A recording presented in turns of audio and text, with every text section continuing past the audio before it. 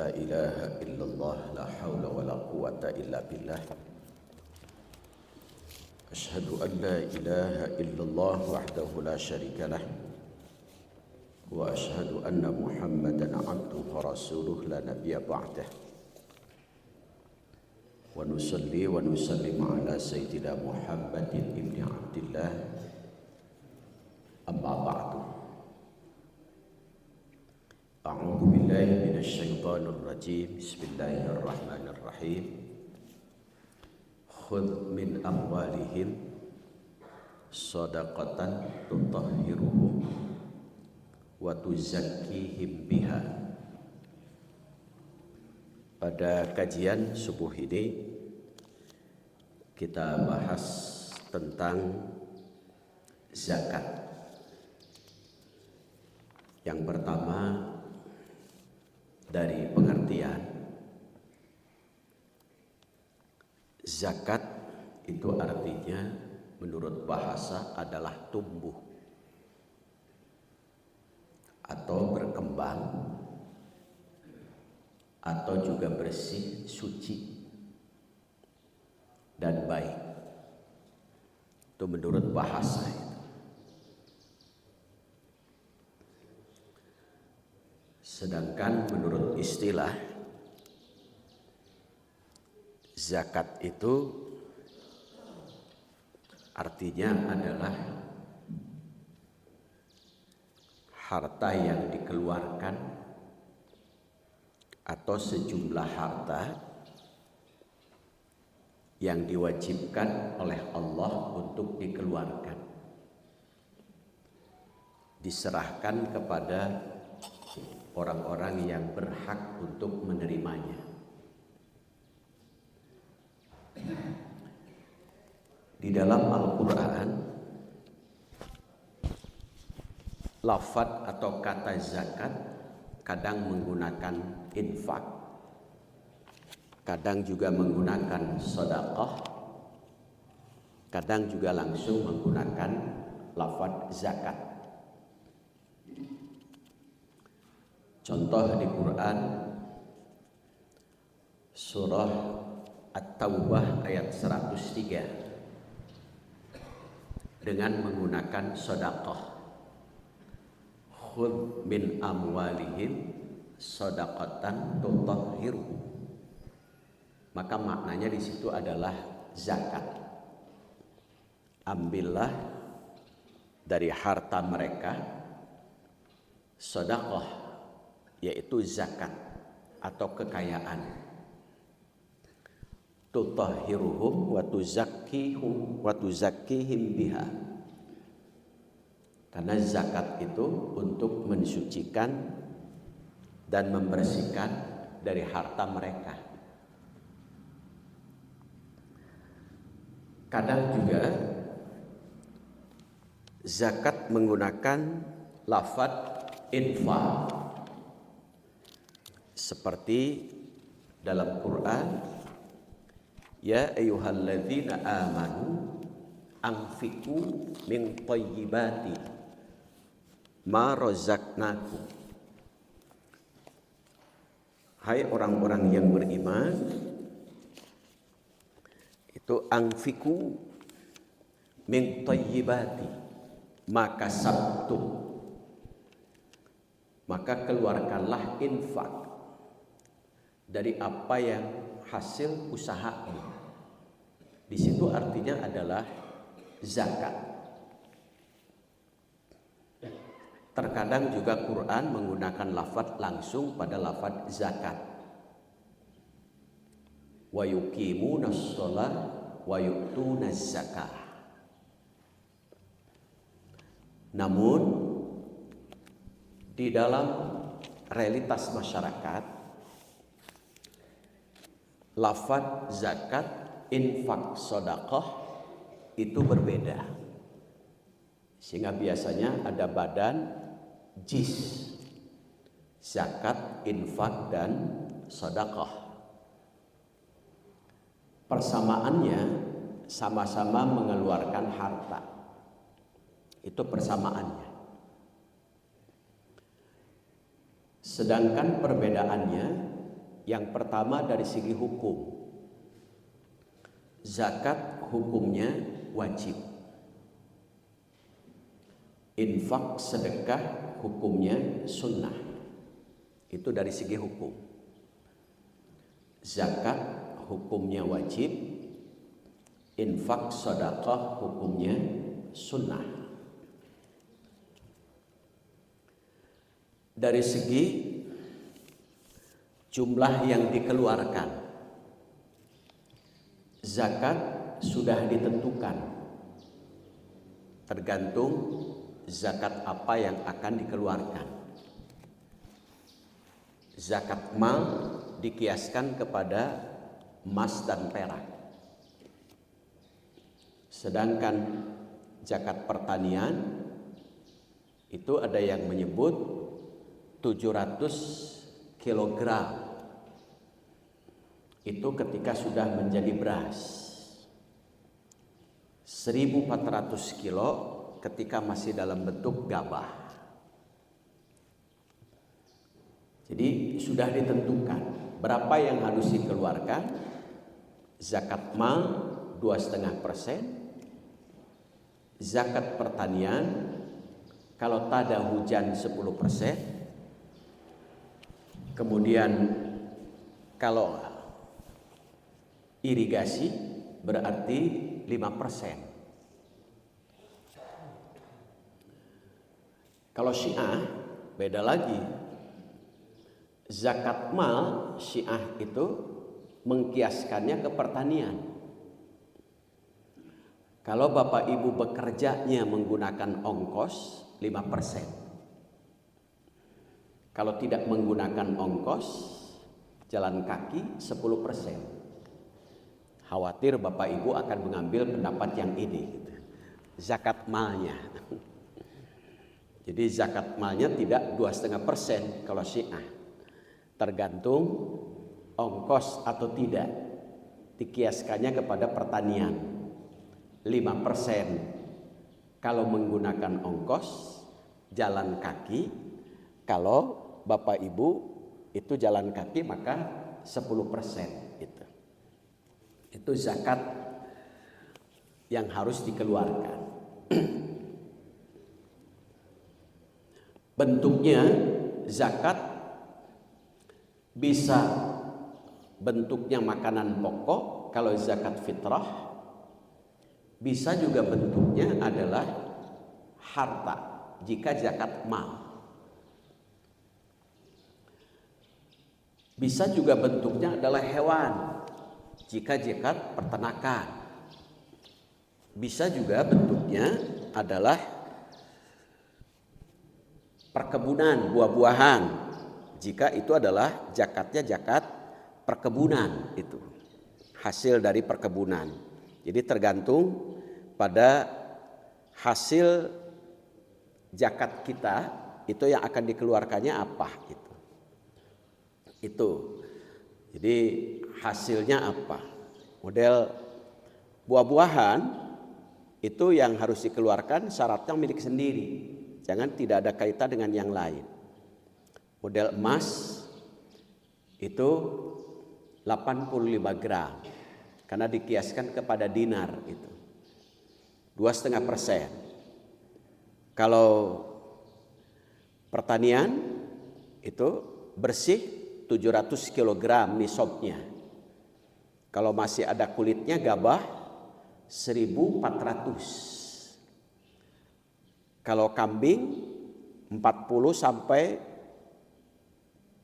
120. Kalau kambing itu 1 ekor. Kalau 121 sampai 200 kambing 2 ekor. 201 sampai 300 3 ekor.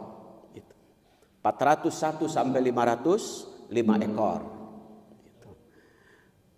Kalau sapi maka sapi 30 sapi 1 sapi. Kalau 40 sapi 1 sapi. Kalau 60 2 sapi. Nah, jadi dan seterusnya itu. Tergantung kita akan memilikinya apa di situ. Itu dari segi pengertian. Nah, kalau zakat itu mencapai nisab atau standar minimal. Standar minimalnya dalam hitungan emas adalah 20 dinar. 1 dinar itu sama dengan 4,25 gram emas 24 karat. Tinggal dikali 20, berarti 85. Kalau harta tinggal dirupiahkan. 85 gram itu 24 karat diestimasi berapa rupiah. Sekarang harga emasnya berapa? Tinggal dikali 85. Berarti sekarang nisabnya naik itu. Karena harga emasnya naik itu. Kemudian kalau infak tidak ditentukan sesuai dengan keriduan, keikhlasan masing-masing. Kalau infak itu. Kalau sedekah dari segi hukum sunnah bentuknya bisa non materi. Sehingga dalam Al-Quran ada kalimat qaulun ma'ruf khairum minas sadaqah. Qaulun ma'ruf wa magfiratun khairum minas sadaqah. Tutur kata yang baik dan pemaaf itu sebaik-baiknya sedekah. Jadi kalau sedekah itu non materi.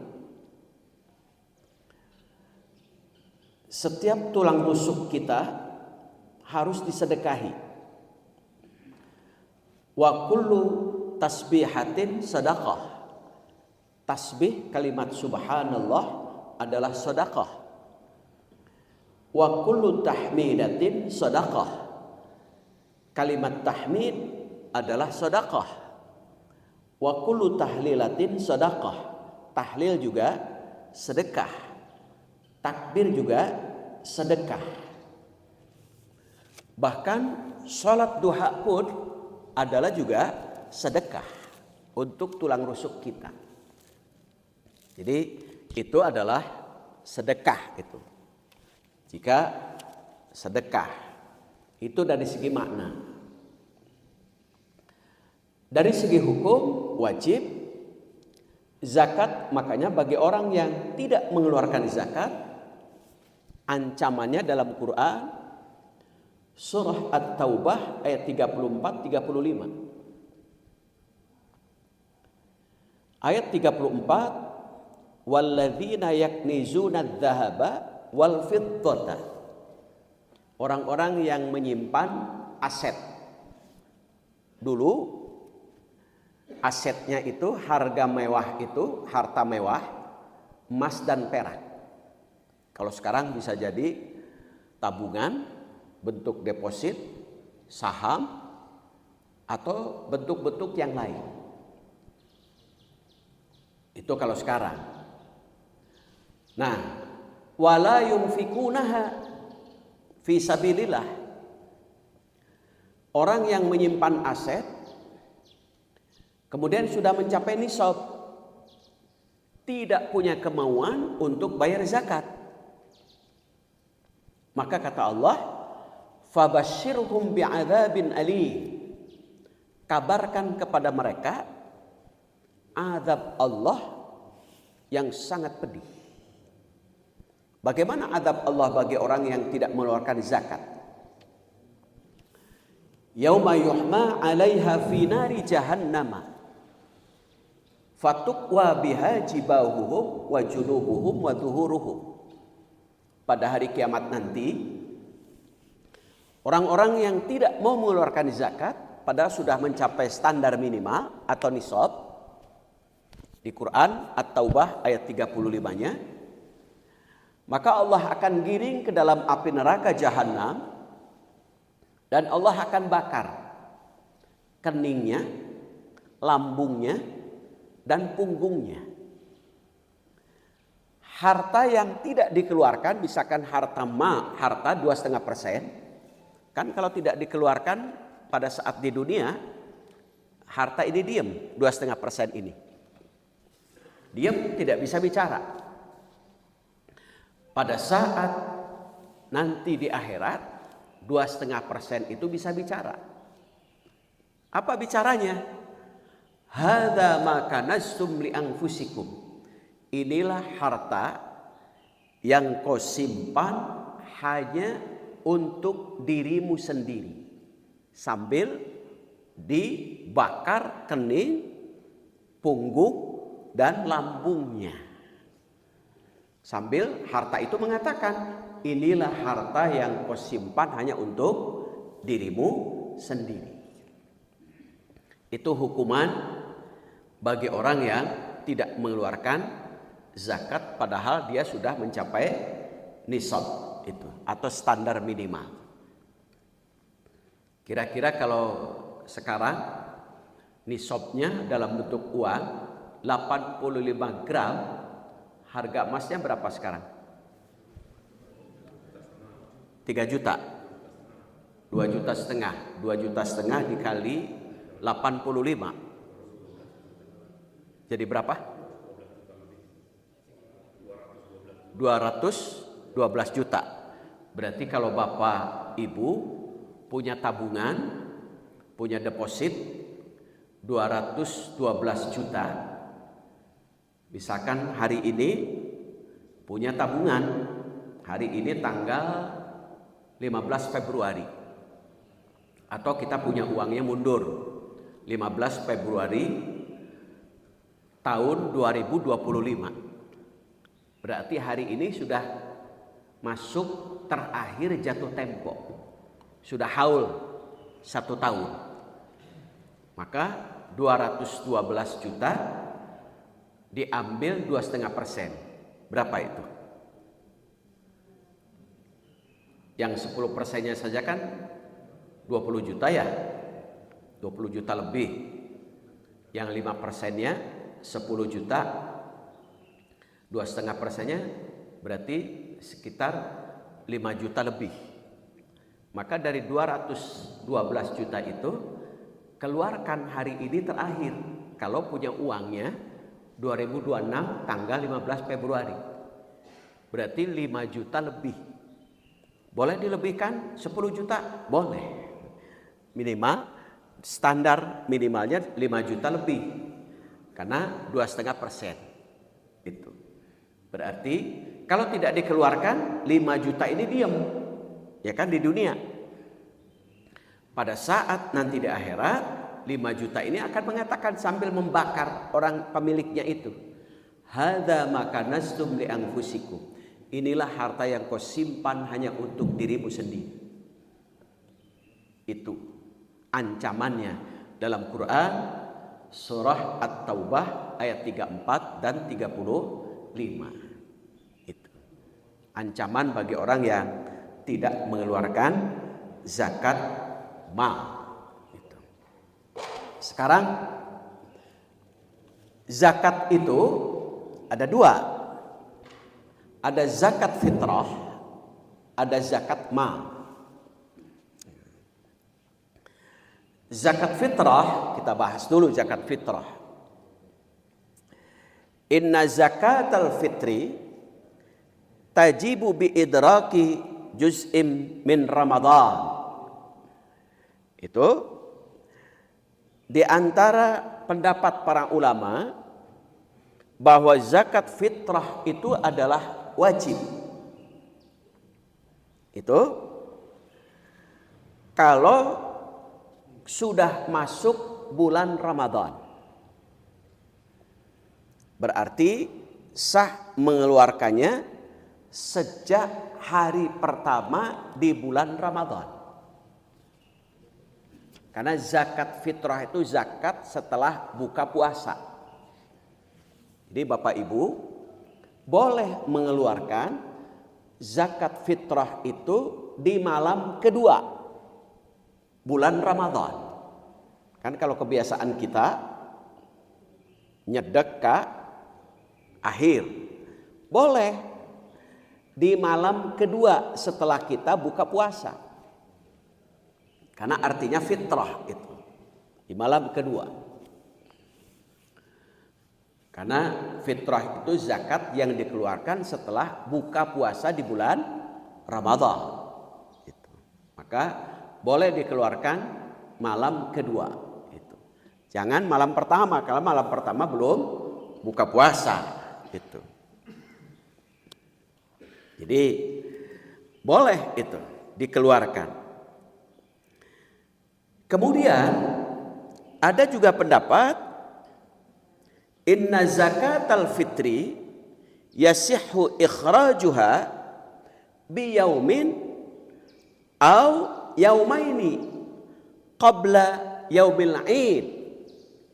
Boleh juga zakat fitrah itu dikeluarkan 1 atau 2 hari sebelum Idul Fitri.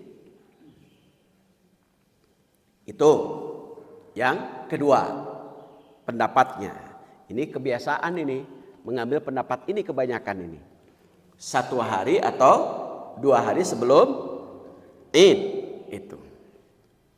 Atau bahkan pendapat Nafi' itu boleh dikeluarkan 2 atau 3 hari sebelum Id itu. Terakhir boleh juga dikeluarkan qabla khurujin nasi ila shalah. Boleh juga dikeluarkan sebelum kita keluar untuk menunaikan salat Id.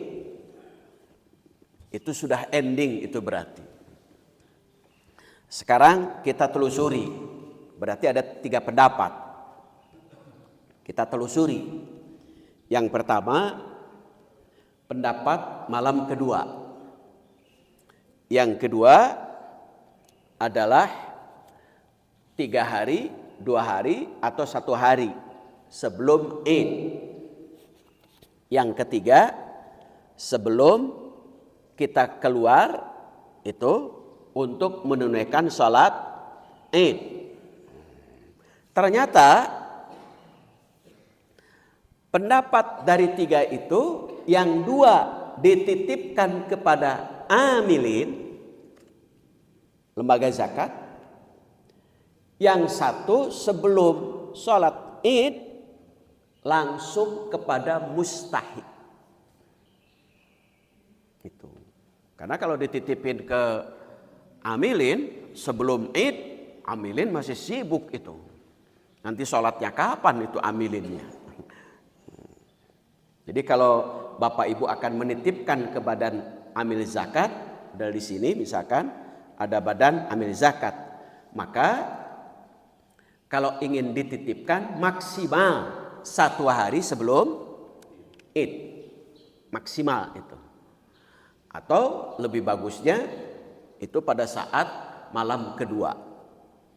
Atau kita ambil 3 hari, 2 hari. Supaya apa? Supaya panitianya nanti sama-sama untuk walitukabbirullah ala mahadakum wala'allakum tashkurun. Supaya mengagungkan Allah di malam 1 Syawalnya itu. Tidak sibuk mengurus zakat itu. Bahkan kenapa 1 hari 2 hari?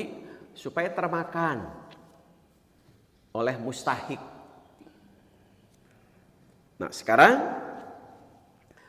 zakat fitrah kalau menurut pendapat Umar bin Khattab saat dulu itu boleh untuk diproduktifkan.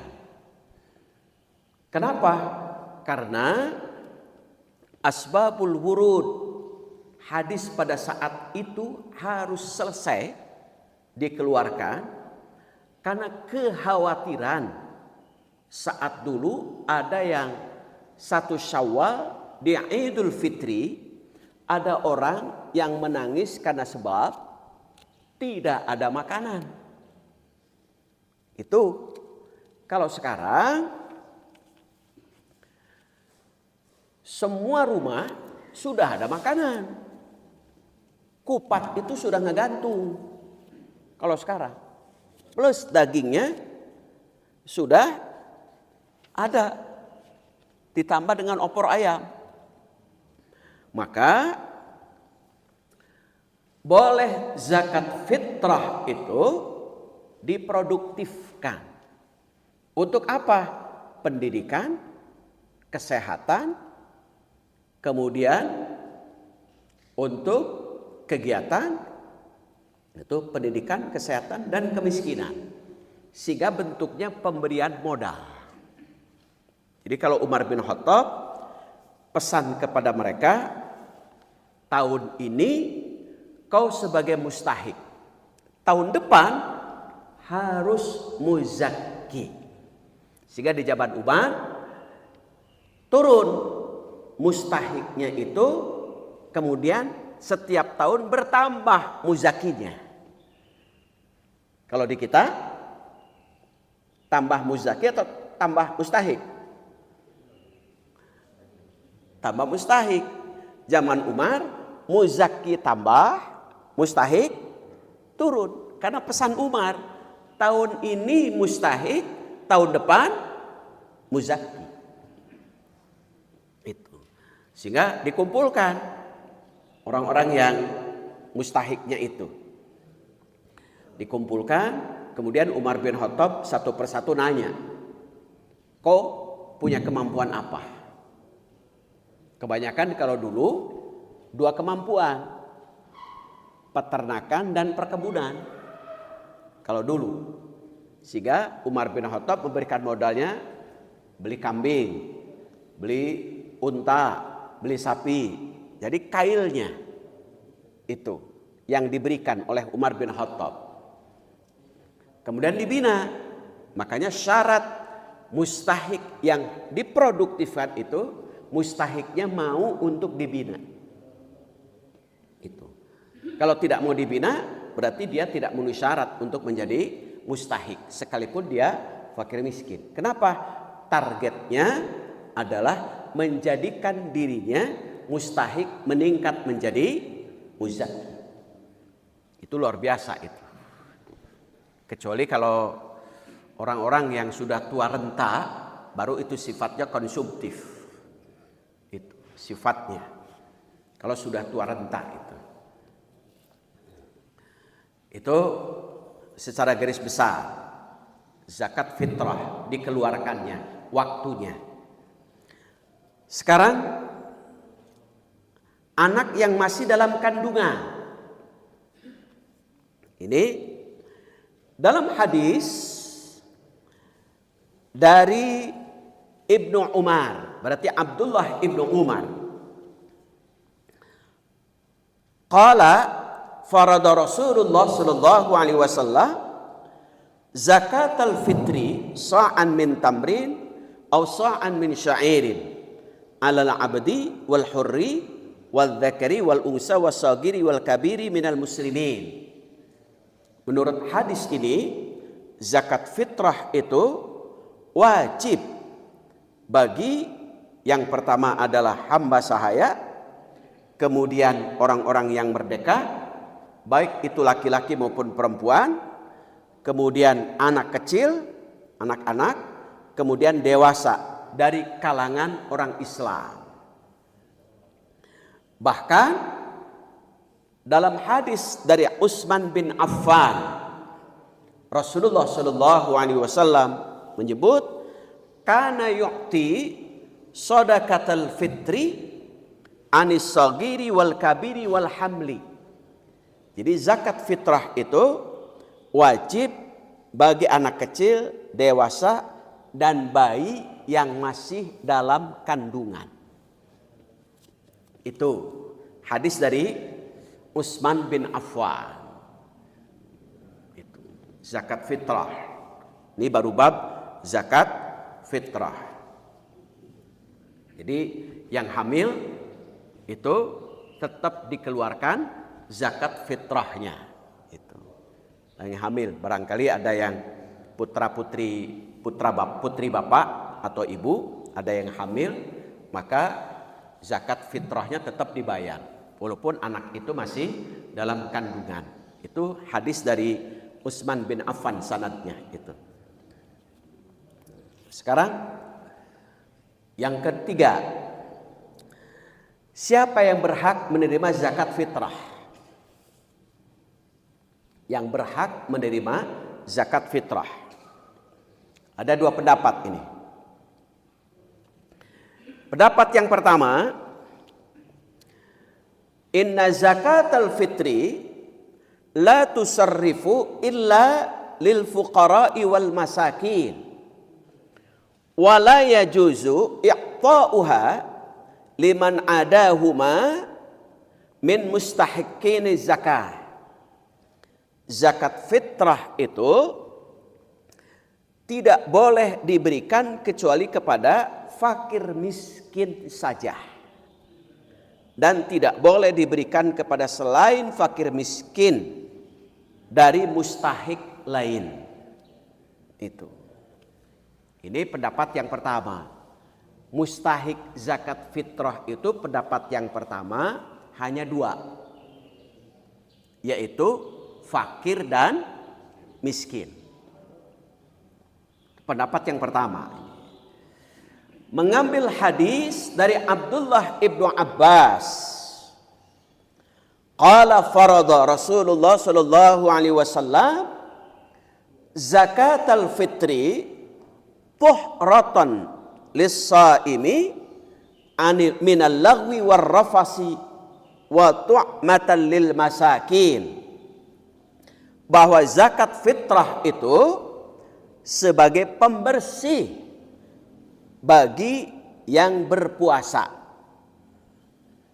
Makanya kalau yang tidak puasa, buat apa bayar zakat fitrah ya? Itu bagi yang puasa. Karena pembersih bagi yang puasa itu. Tentunya bagi yang tidak puasa secara sengaja. Bukan ada udzur secara syariat. Karena ada orang yang secara syariat dibolehkan untuk tidak puasa. Secara syariat. Satu, wanita haid. Itu tidak boleh puasa.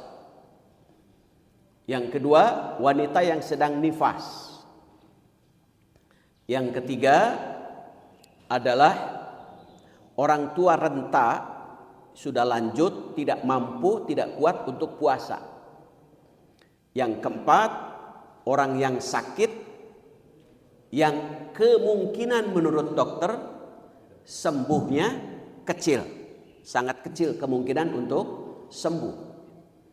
Kemudian yang kelima, menyusui.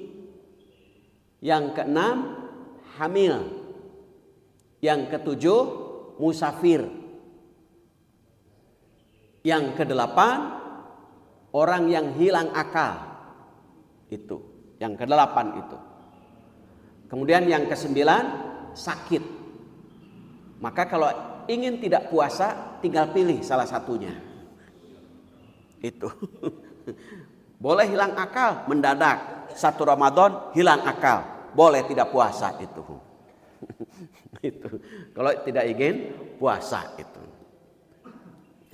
Makanya puasa zakat itu sebagai pembersih bagi yang puasa. Dari apa? Dari perbuatan sia-sia, dari tutur kata yang kotor, dan makanan untuk orang-orang miskin. Makanya dalam bab puasa ada hadis dari Abdullah ibnu Umar, idza kana yaumu shaimin, pada saat saumin, Bapak Ibu pada saat hari puasa, sedang puasa, fala yarfas, tidak boleh ada tutur kata kasar kotor. Wala yaskhab, tidak boleh marah. Wala yajhal, tidak boleh mencaci maki orang. Itu namanya puasa muhsinin. Puasa bukan hanya mengendalikan lapar haus, tetapi bisa mengendalikan lisannya.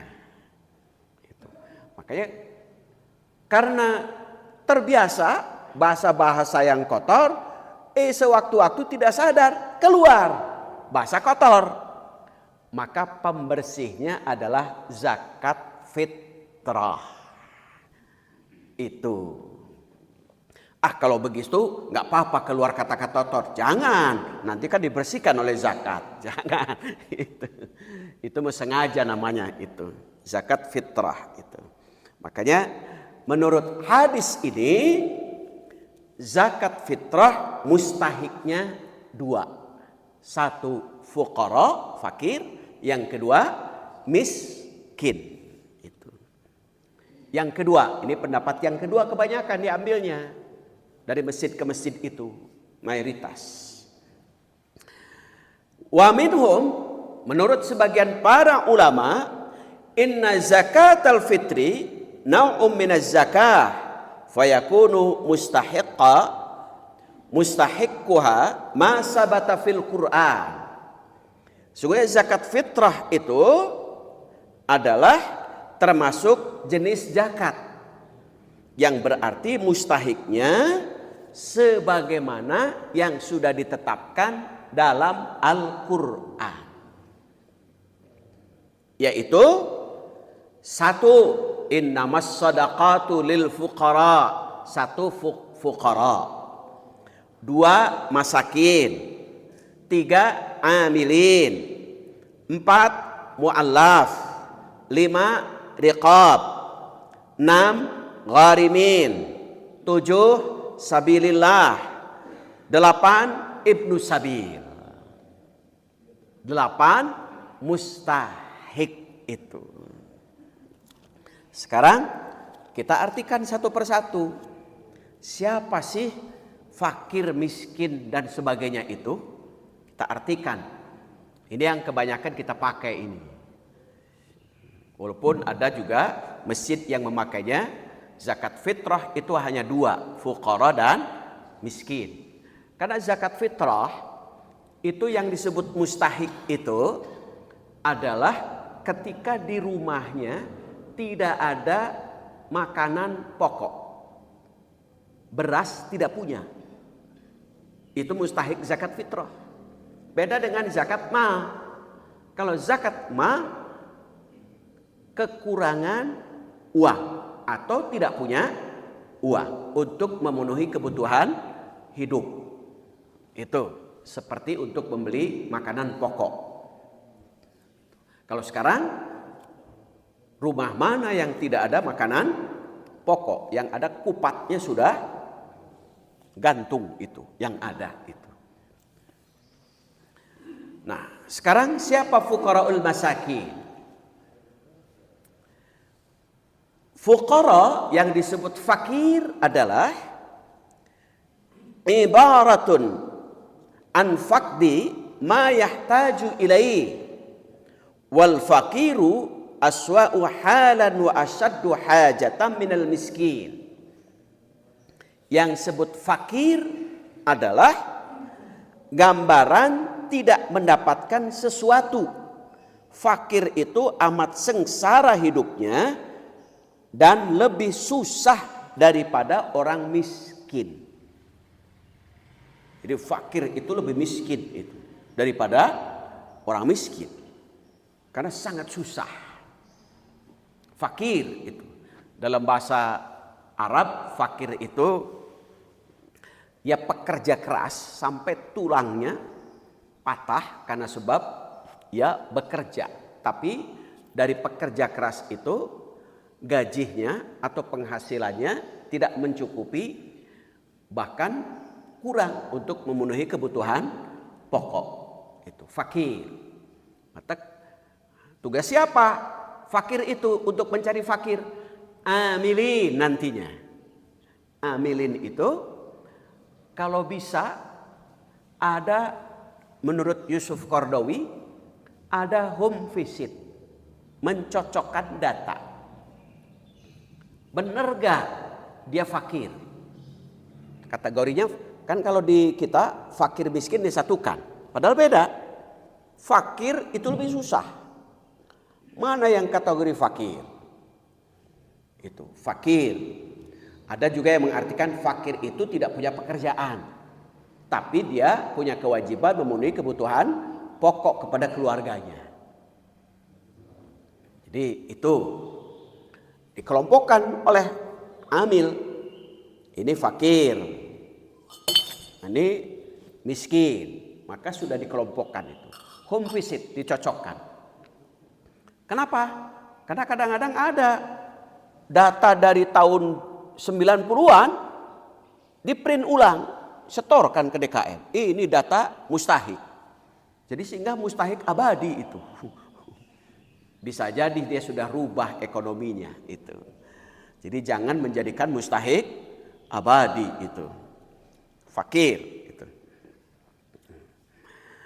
Kemudian yang kedua, mustahik miskin.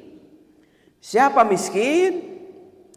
Miskin adalah orang yang memiliki sesuatu atau usaha, tetapi tidak mencukupi untuk memenuhi kebutuhan pokok. Nah, itu kalau fakir tidak punya usaha, sementara ia harus memenuhi kebutuhan pokok. Kalau miskin punya usaha, tapi penghasilannya tidak cukup untuk memenuhi kebutuhan pokok. Siapa yang tahu? Lagi-lagi tugas amilin. Itu. Nanti makanya ada syarat-syarat yang harus dipenuhi oleh amilin itu nantinya. Itu yang ketiga. Yang kedua, miskin itu. Kemudian yang ketiga adalah amilin. Nah, ini bukan ambilin, itu ya. Amilin. Siapa amilin itu? Orang yang mendatangi para pewajib zakat. Jadi tugas amilin itu sesungguhnya mendatangi, berkunjung ke rumah. Khud, makanya ambil, bukan menunggu. Kan kalau kita mau amilin itu menunggu, datangi. Tetapi tentu untuk mendatangi ke rumah itu harus konfirmasi dan minta izin dulu. Karena disunnahkan bagi kita yang akan bertamu itu minta izin. Kalau diizinkan datang jam berapa, kalau tidak ya jangan itu. Berarti ketemunya nanti di masjid saja. Ya sudah, berarti di masjid itu. Orang yang mendatangi orang-orang yang wajib zakat. Itu tugas awalnya amilin. Sekaligus berusaha mengumpulkannya. Itu sehingga amilin adalah pekerja, pengumpul, pengguna, sekaligus pembagi, atau dalam bahasa kita panitia zakat yang sudah diangkat oleh DKM misalkan. Itu amilin. Kalau ia tidak bekerja, tiba-tiba minta jatah, ambilin. Itu. Tiba-tiba minta itu. Nah, sekarang syarat-syarat amilin itu. Satu, dia muslim. Syaratnya. Itu syarat yang pertama itu, muslim. Yang kedua adalah dia mukallaf. Artinya orang dewasa yang sehat akalnya.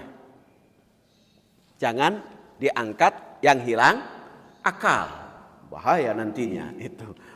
Orang dewasa, mukallaf itu syaratnya. Yang ketiga, nah ini bagaimana ngetesnya ini. Amilin itu syarat yang ketiga, orang yang jujur.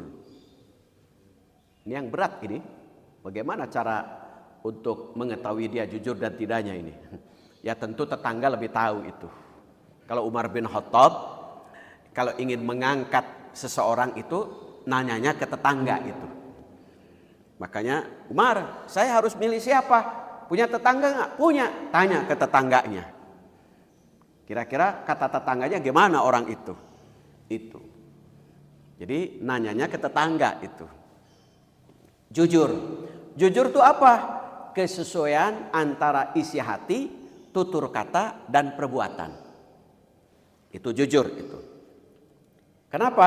Karena ia diamanati. Diamanati harta kaum muslimin. Itu nantinya. Janganlah petugas zakat itu orang yang tidak jujur itu. Misalkan ia berbuat dolim untuk memakan harta orang lain itu. Jadi atau ia berbuat sewenang-wenang terhadap hak fakir miskin itu. Apalagi kalau menurut Ibnu Taimiyah,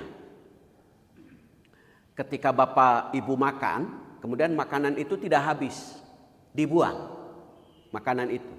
Ibnu Taimiyah mengatakan berani, sama dengan mencuri hartanya fakir miskin. Makanya kalau bapak ibu makan, jangan sampai ada makanan yang tidak habis terbuang.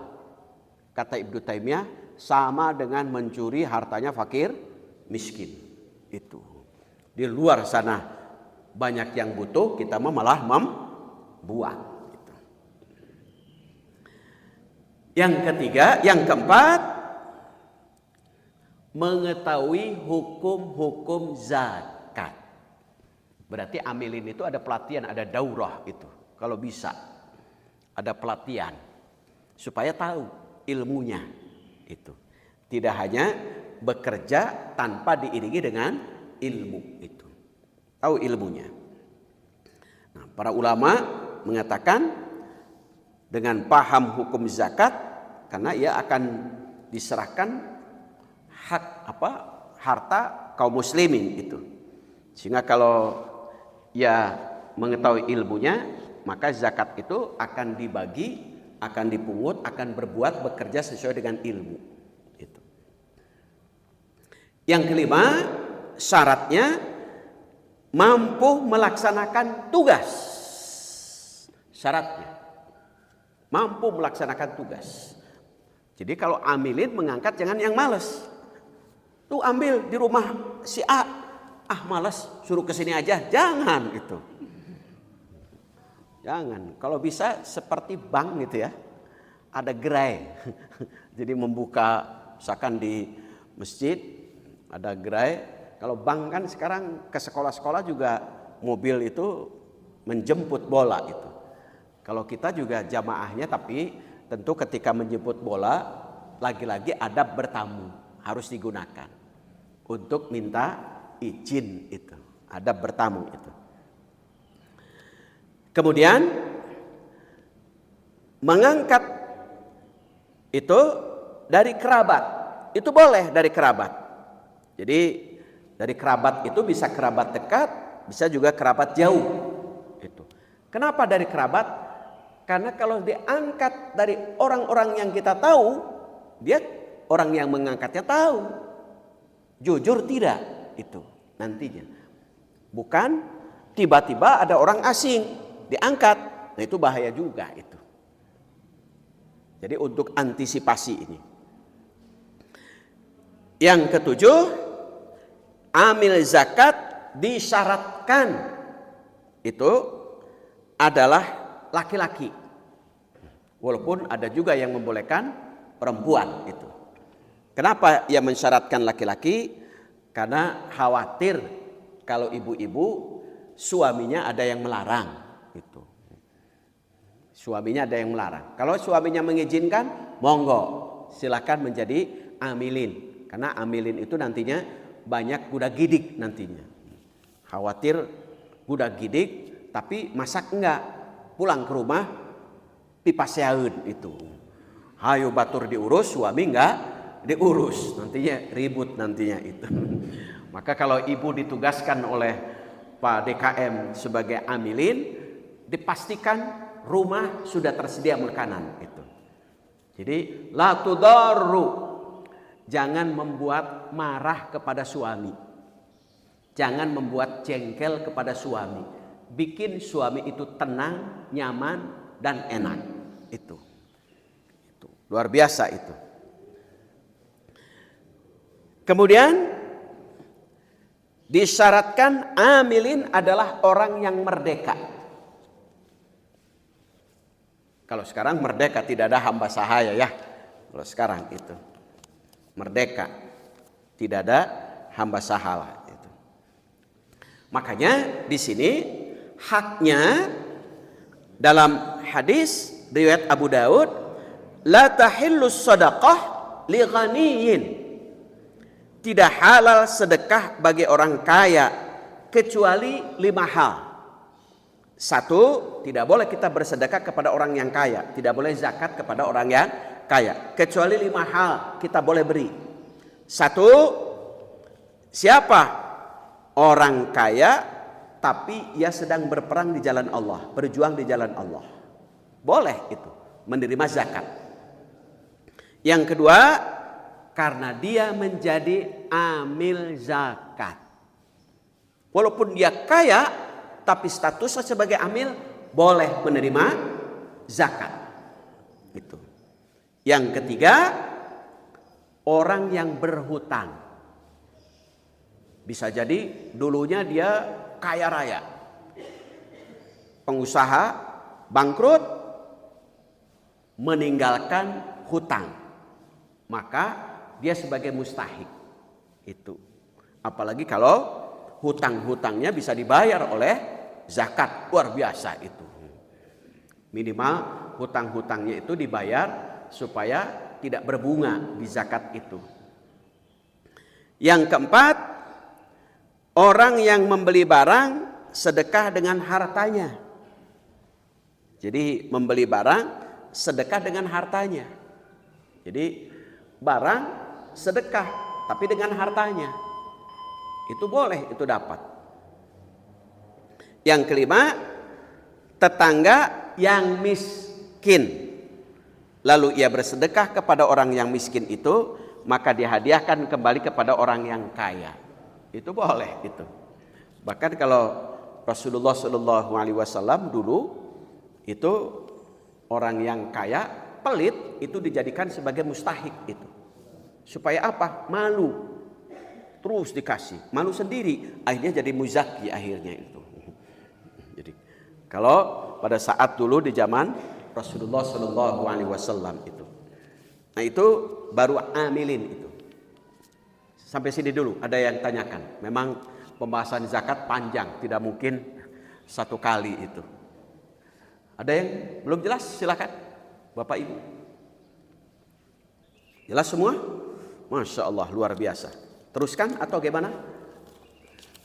Tentang amilin dulu maknanya ya, supaya habis dulu.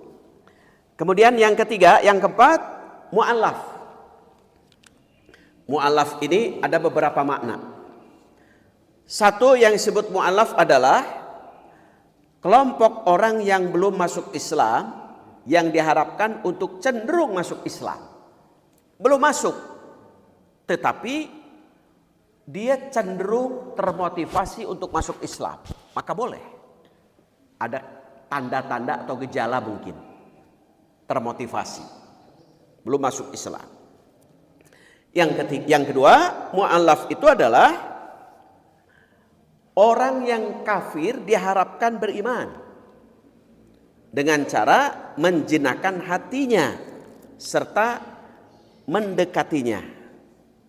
Contoh dulu Safwan bin Umayyah, sehingga ia mengatakan, demi Allah sesungguhnya kami selalu diberi zakat dari Nabi.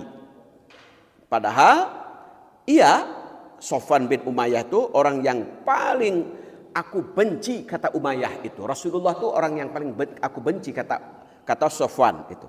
Tetapi Rasulullah selalu memberikan zakat, sehingga saya malu katanya kepada Rasulullah itu. Maka ia masuk Islam. Yang ketiga, mu'allaf itu orang yang sangat ditakuti kejahatannya. Dengan kejahatannya, maka ia diberi zakat supaya kejahatannya berhenti. Boleh itu. Misalkan di Margahayu ini ada kira-kira yang ditakuti kejahatannya, data, jadikan sebagai mustahik. Mudah-mudahan kalau sudah jadi mustahik, ya berhenti kejahatannya itu. Yang kedelapan itu hamba sahaya. Oh, yang keberapa? Ambilin. Yang kelima berarti hamba sahaya. Siapa hamba sahaya itu? Adalah hamba sahaya yang telah ditetapkan menjadi tawanan. Kalau sekarang kan sudah tidak ada. Makanya dalam Quran surah Al-Balad, fakku raqabah. Ada fakku raqabah itu. Yang keenam, gharimin, orang yang hutang.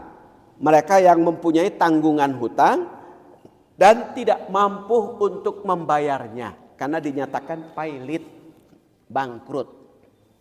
Itu. Dia sebagai mustahik itu. Jadi hutangnya bukan hutang untuk beli mobil, bukan.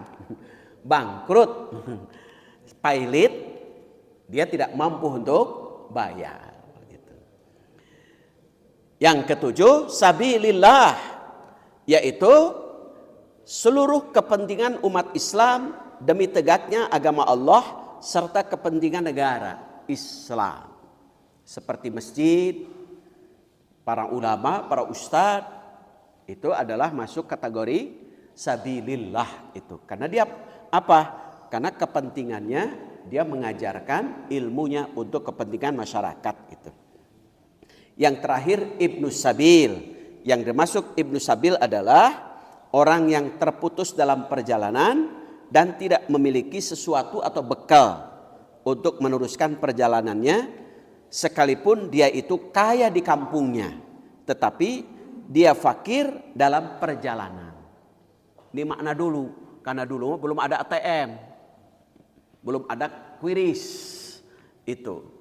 Jadi kalau terputus perjalanannya, ya sudah, dia harus pulang jauh. Maka dia juga sebagai mustahik yang sebutnya Ibnu Sabil. Ada juga Ibnu Sabil itu adalah pelajar, mahasiswa ketika terputus, anak-anak sekolah terputus sekolah, maka itu adalah tanggung jawab kita itu. Itu secara garis besar, namun belum lanjut. Ini masih hanya baru zakat fitrah pun masih berlanjut, belum zakat mal itu. Saya kira itu. Ada yang belum jelas? Silakan. Jelas semua? Masya Allah, luar biasa. Mangga Ibu.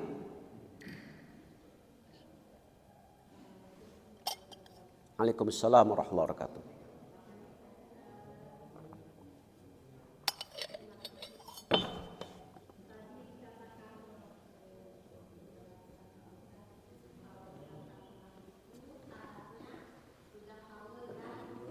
Ya.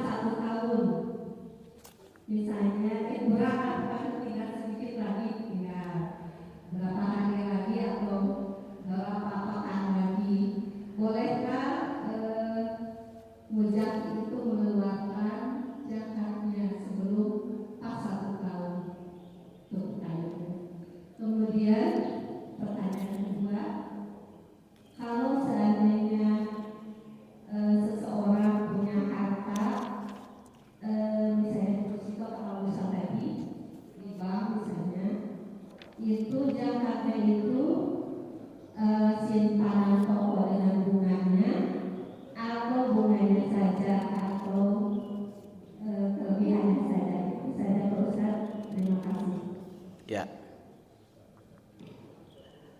Sudah mencapai tapi belum haul.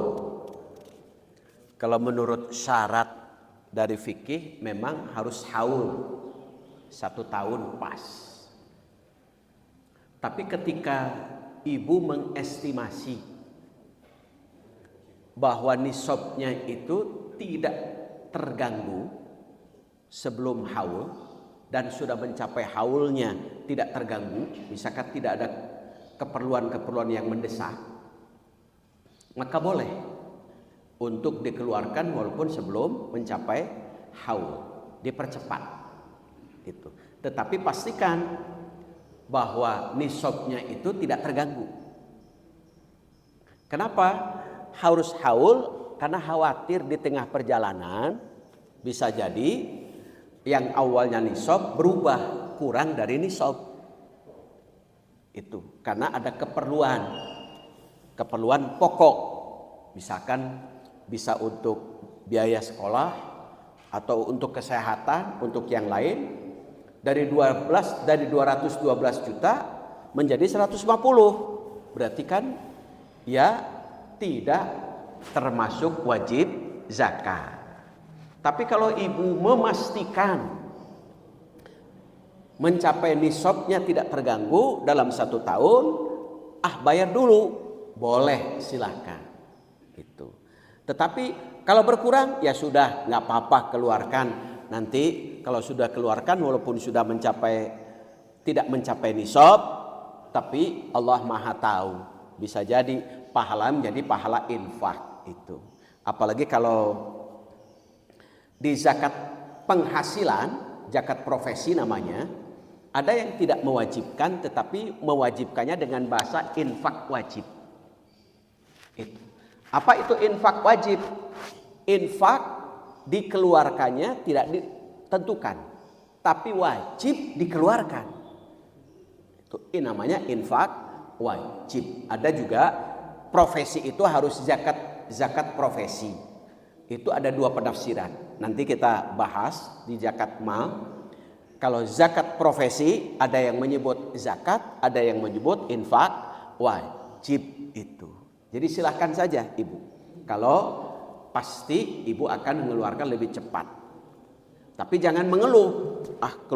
Saya sudah mengeluarkan zakat, padahal saya berkurang nih sebelum haul. Nah, jangan menyesal. Sudah saja niatkan untuk keluar zakat. Kalaupun tidak zakat, tidak mencapai haul, berarti infak. Itu yang pertama. Yang kedua, kalau kita menyimpan uang atau di deposito di bank misalnya, terus yang dizakat itu simpanan pokok dengan bunganya atau bunganya saja? hitungan nisabnya adalah jumlah simpanannya. Nisabnya. Berarti nisabnya itu kalau tadi dihitung estimasi 2,5 juta, berarti 212 juta disimpan di bank, tidak terganggu. Syaratnya yang pertama tidak terganggu, yang kedua sudah menjadi milik penuh, tidak ada kaitan hutang piutang, maka berarti wajib dikeluarkan 2,5%. Tahun berikutnya berkurang dari 212, berarti tidak wajib zakat. Tahun berikutnya bertambah, wajib zakat tetap. Itu pokoknya standar minimalnya 212 juta. Itu. Mangga ibu. Bismillah, emas yang dipakai dengan emas logam yang disimpan itu berbeda ya. Kalau emas yang digunakan, yang dipakai itu sebelum dipakai biasanya dijaga dulu.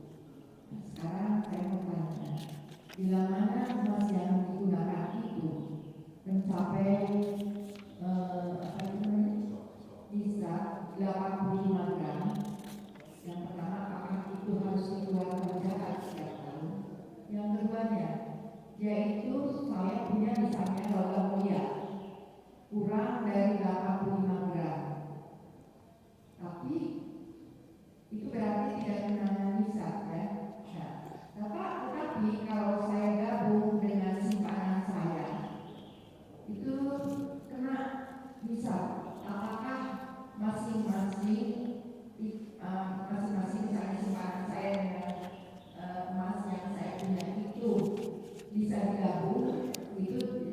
kena hisab? Ataukah masing-masing tidak kena hisab? Itu yang saya tanya. Ya. Terima kasih Ustaz. Ya. Kalau kepemilikannya adalah milik pribadi semua, maka itu digabung penghitungannya, tidak masing-masing. Emas logam mulia berarti 85 gram. Itu nanti 85 gram dihargakan berapa? Itu kemudian emas perhiasan 96 gram. Bukan 85 kalau perhiasan. Kenapa? Karena perhiasan kan kurang dari 24 karat. Itu kebanyakan kan berapa? 22 ya atau 23? Berapa? Kalau perhiasan ada nggak pakai karat. Oh ya. Berarti kurang dari 24 kan? Nah, maka diestimasi dari emas perhiasan dan logam mulia itu dirupiahkan berapa aset ibu itu. Di jumlah semuanya mencapai 212 juta, berarti wajib dikeluarkan. Kalau tidak mencapai, berarti dianjurkan untuk infak.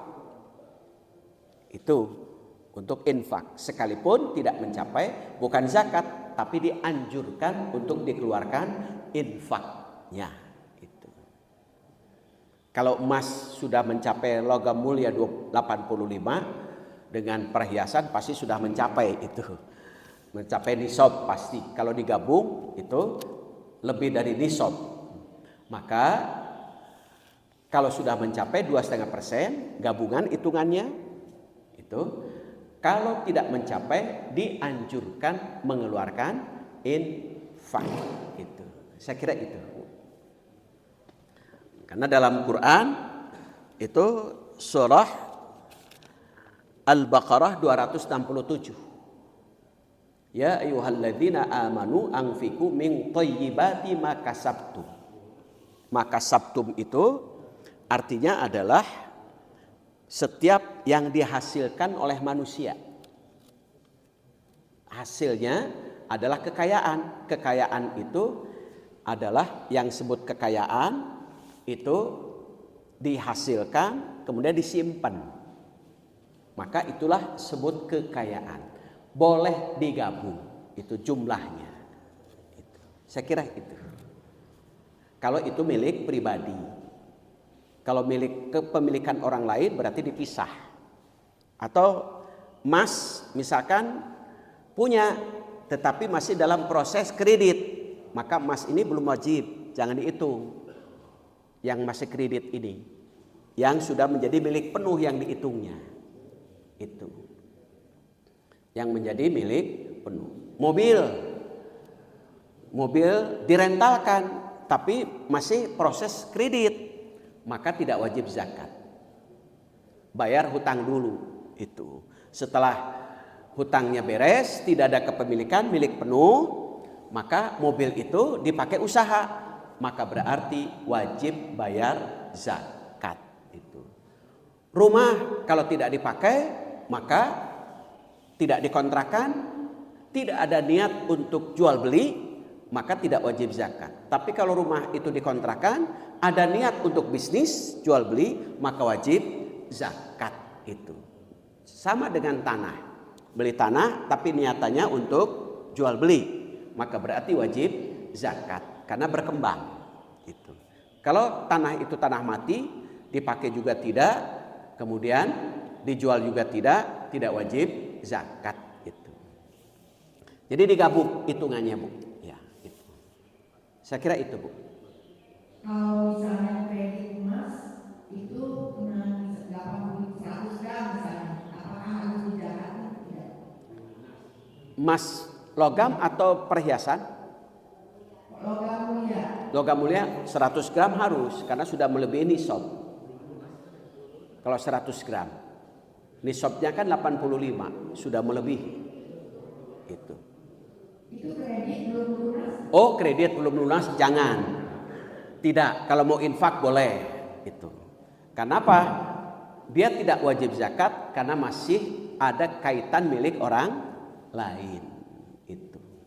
Jadi kalau masih kreditan tidak wajib zakat. Kalau mau infak ya boleh, silahkan. Karena salah satu syaratnya barang itu harus menjadi milik penuh, tidak kaitan dengan orang lain. Atau dalam istilah uang dingin, tapi tidak sedingin di freezer, karena kalau di freezer dibekukan. Jadi uangnya dingin di lemari es saja, tidak di freezer. Jadi itu, kalau kredit tidak wajib zakat. Kalau mau infak ya silahkan. Saya kira itu. Rumah juga sama, kalau tidak dipakai dianjurkan untuk infak, tidak wajib zakat. Itu. Rumah yang tidak dipakai, misalkan ibu, bapak punya rumah 3, yang 2-nya tidak dipakai, tidak dikontrakan, maka dianjurkan untuk infak, bukan zakat. Itu. Saya kira itu, Bu.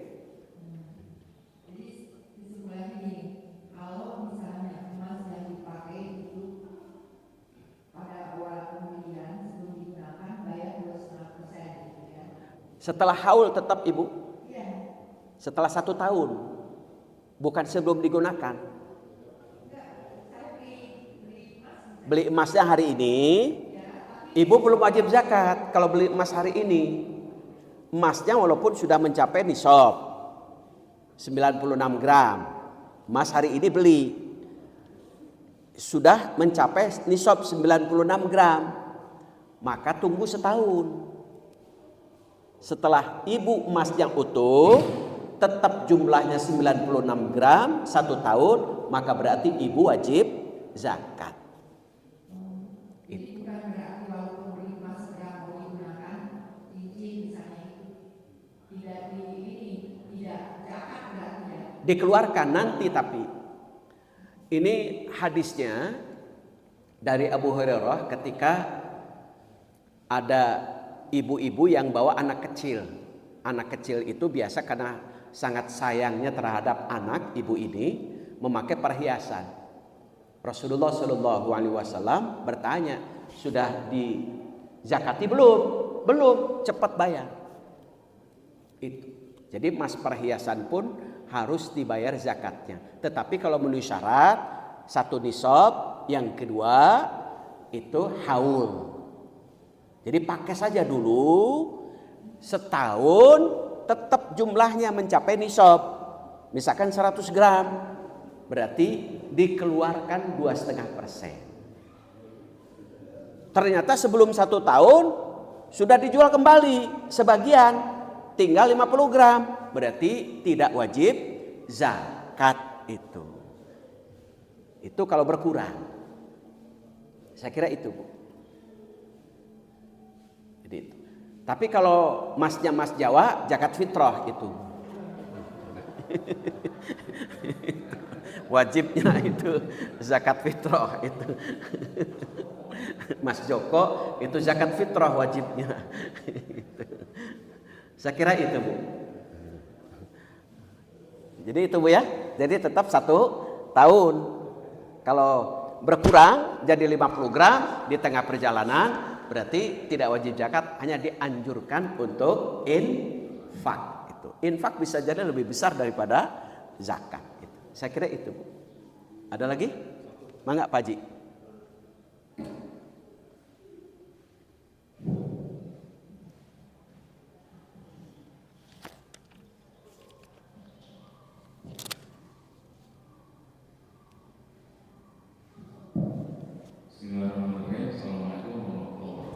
Waalaikumsalam warahmatullahi wabarakatuh.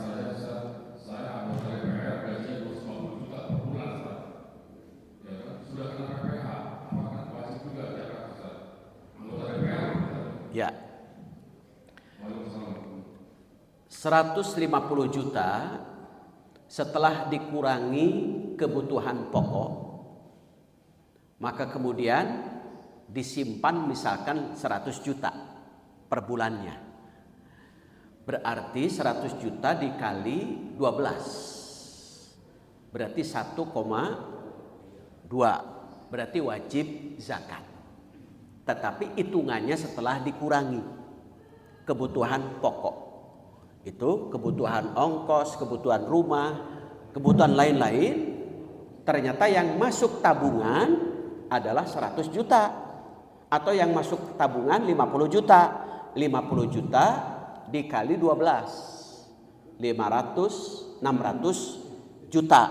600 juta berarti sudah melebihi nisab. Maka wajib bayar zakat. Itu. Kemudian kalau yang tersimpannya hanya 10 juta. 10 juta dikali 12. Berarti 120 ya. 120 juta. Belum mencapai nisab. Infak wajib. Infak wajib, apa bedanya zakat? Kalau zakat ditentukan jumlah yang harus dikeluarkan. Kalau infak wajib dikeluarkan, tapi jumlahnya menurut keridhoan, keikhlasan masing-masing. Itu walaupun tidak mencapai nisab, tapi infak wajib disebutnya. Wajib dikeluarkan, tetapi dikeluarkannya sesuai dengan keridhoan, keikhlasan. Lebih bagus besar ridho daripada kecil tidak ridho. Itu. Saya kira itu Pak Haji. Itu. Ya? Berarti tidak wajib zakat. Itu. Plus. Berarti kalau 150 juta habis semua. Ya sudah, berarti tidak wajib zakat. Bahkan dari 150 juta bangkrut jadi gorimin, berarti mustahik rubah. Jadi 150 juta malah untuk menutupi utang itu. Tidak kebayar hutang pun dari 150 juta, maka gorimin itu. Dinyatakan pailit, itu tidak mampu untuk bayar itu. Jadi tinggal hitung-hitungan. Pokoknya yang masuk ke dalam tabungan yang tidak ada kaitan dengan milik orang lain. Kalau istilah sekarang mah uang dingin lah gitu. Sedingin lemari es, tapi tidak di freezer itu. Kalau di freezer dibekukan. Saya kira itu Pak Haji. Ya. Ada lagi? Cukup? Ya, cukup itu saja. Nanti insya Allah pada pertemuan-pertemuan lain di lain waktu. Zakat mal kita belum bahas secara detail. Insya Allah nanti kita akan bahas, mudah-mudahan ada umur panjang, sehat dan berkah mudah-mudahan. Itu saja barangkali yang saya sampaikan pada pengajian pagi ini. Kita tutup sama-sama dengan membaca doa kifaratul majlis. Subhanaka Allahumma wa bihamdika asyhadu an la ilaha illa anta astaghfiruka wa atubu ilaik. Assalamualaikum warahmatullahi wabarakatuh.